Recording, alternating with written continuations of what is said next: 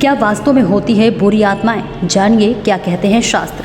क्या भूत होते हैं? इस विषय पर लंबे समय से चर्चा चल रही है, लेकिन कोई भी वैज्ञानिक संगठन इसका ठोस प्रमाण पेश नहीं कर पाया। हिंदू धर्म शास्त्रों में बुरी आत्माओं और भूतों के विषय में विस्तार से बताया गया है। साथ ही यह भी बताया गया है कि एक आत्मा को बुरी आत्मा क्यों कहा जाता है और आत्माएं बुरी आत्माएं कैसे बनती हैं। भूत प्रेत बुरी आत्माएं, इन सभी से जुड़े कई किस्से कहानियां आपके द्वारा पढ़ी या सुनी गई होंगी, लेकिन क्या कभी किसी ने इसका आभास किया है या क्या वास्तव में बुरी आत्माएं होती हैं? कई लोग ऐसा दावा करते हैं उन्होंने भूतों को देखा है, साथ ही ऐसा महसूस भी किया है उनके आसपास बुरी आत्माओं का साया है। ऐसे कई दृश्य भी टीवी या सोशल मीडिया पर देखने को मिलते हैं जिसमें ये देखा जाता है कि लोगों पर प्रेत बाधा आती है। आज हम इसी विषय पर चर्चा करेंगे और जानेंगे कि क्या सच में भूत प्रेत होते हैं और इनसे जुड़े शास्त्रों में क्या क्या कहा गया है। वास्तव में भूत प्रेत होते हैं या नहीं, इस विषय पर जानने से पहले ये जान लीजिए कि आत्माएं कितनी प्रकार की होती हैं। शास्त्रों में ये विदित है कि 3 प्रकार की आत्माएं होती हैं, एक जीवात्मा, दूसरा प्रेत आत्मा और अंतिम सूक्ष्मात्मा जो हमारे शरीर में वास करती हैं, वह जीवात्मा कहलाता है।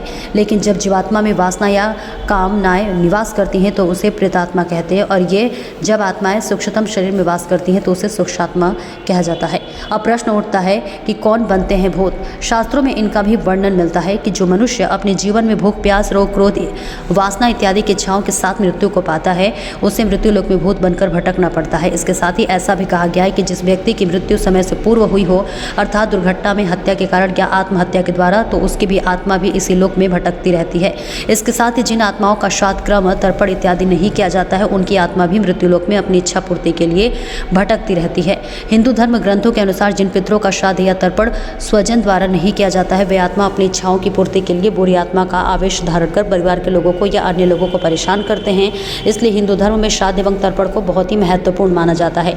पितृपक्ष में या अमावस्या तिथि के दिन श्राद्ध अथवा तर्पण आदि कर्म का विशेष महत्व है। और इसके साथ ही धर्माचार्य यह भी बताते हैं कि जिन लोगों को जानबूझकर तड़पाया या सताया जाता है वह भी मृत्यु के बाद बुरी आत्मा के रूप में व्यक्ति को या उसके परिवारजनों को परेशान करते हैं। धर्माचार्यों के अनुसार जो व्यक्ति पवित्रता का पालन नहीं करता है या ईश्वर की उपासना नहीं करता है, हमेशा पाप कर्म करता है, उस पर भूत या बुरी आत्मा का साया आसानी से पड़ सकता है। और ऐसा इसलिए क्योंकि ये आत्माएं कमजोर शरीर को तलाशती हैं और ऐसे लोग मानसिक और शारीरिक रूप से कमजोर होते हैं और हमेशा डरे डरे रहते हैं। इसके साथ ही ये भी बताया कि जो लोग निशाचर प्रकृति के होते हैं उन पर भूतों का साया आसानी से पड़ सकता है। ज्योतिष शास्त्र में इसका भी संदर्भ में बताया गया है कि जब राहु विशेष स्थिति में होता है तब भी भूत पीड़ा से ग्रस्त होने का भय बना रहता है। जैसे राहु यदि लग्न भाव में या कुंडली के अष्टम भाव में होता है तो उस पर भी सभी अन्य क्रूर ग्रहों की दृष्टि होती है, जिसके कारण जातक पर भी इसका प्रभाव पड़ता है और नकारात्मक शक्तियां उस पर हावी होने लगती है।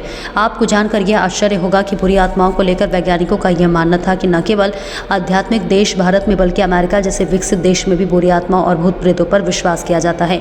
2019 में हुए आइपोसिस पोल के अनुसार 46% अमेरिकी नागरिक मानते हैं कि वास्तव में भूत प्रेत होते हैं। और इसके साथ यहाँ कई ऐसे संगठन भी हैं जो इन रहस्यों पर छानबीन कर रहे हैं। वर्तमान समय में वैज्ञानिक ऐसा आधुनिक उपकरण नहीं बना पाए हैं जिससे भूत या प्रेत आत्माओं से संपर्क साधा जा सके, लेकिन इस पर छानबीन अभी भी जारी है।